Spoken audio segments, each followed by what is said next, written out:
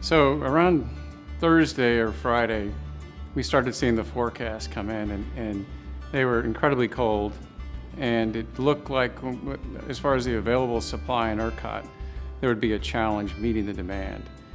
We really mobilized the entire team. We prepped all the gen sets and all our microgrids, made sure everything was ready to go, and then also just making sure that all of our technicians were ready. They had whatever they needed in their vans. In addition to that, we had to mobilize a lot of folks from the office who normally had an office jobs to be in a 24/7 support. I was in the field a little bit supporting our team. I also spent many a night that week sleeping on the chair in my office. We deal with weather all the time. That's part of our business model and makes us successful. Checking all the gens in advance, any alarm conditions that were present prior, dotting the I's and crossing the T's so that any needs that might come up would be addressed prior to the storm coming. The same with the shop. We made sure that if, for whatever reason, there's an interruption of supply of parts, not knowing how long the storm was going to be, we made sure we got inventory placed on hand, worked with our sub-suppliers and our vendors to make sure that we had whatever we needed to well in advance of the storm. We've been preparing for this, since the company started. We, this is our business, is resiliency as a service, and so we know we have to be prepared for these events. But we have had some conditions like that, but this was by far the longest duration of power outages, extreme market prices, extreme market, rolling blackouts that we've seen. A lot of our customers experience blackouts too, so then our generators started covering their load.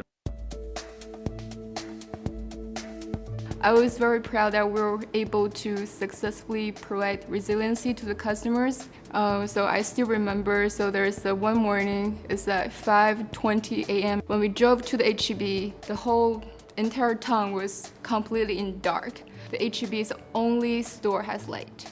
I heard stories from my neighbors, from my families. They're able to get groceries from the HEB stores we're supporting. So I'm very proud that we're making a difference to the community. This is what we do.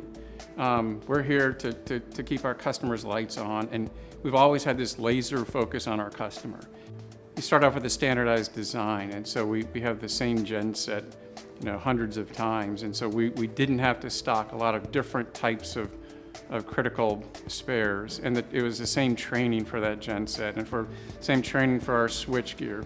And so it starts there. We also, we have just an incredible team that all pulled together and viewed this as a challenge and an opportunity to excel, not something to kind of back away from, but something to lean into. Enchanted Rock just kind of really came together and did an amazing job working for our customers and working for to support the grid. And the results were truly incredible, again, for our customers as far as keeping their lights on and these conditions that not many folks had predicted would occur. Again, there's a piece of it that's kind of the design and the training and the equipment, great equipment, and all those things. You can talk about the assets and the gen sets all day, but I would really say it comes down to the talent and the character of the people that design them, maintain them, build them, operate them. We have such great human capital here. I'm really excited and humbled every day to come to work because I get to work with a lot of very brilliant people. Just watching the whole team come together and just really being motivated to help our customers was probably what I think was the glue that pulled it all together.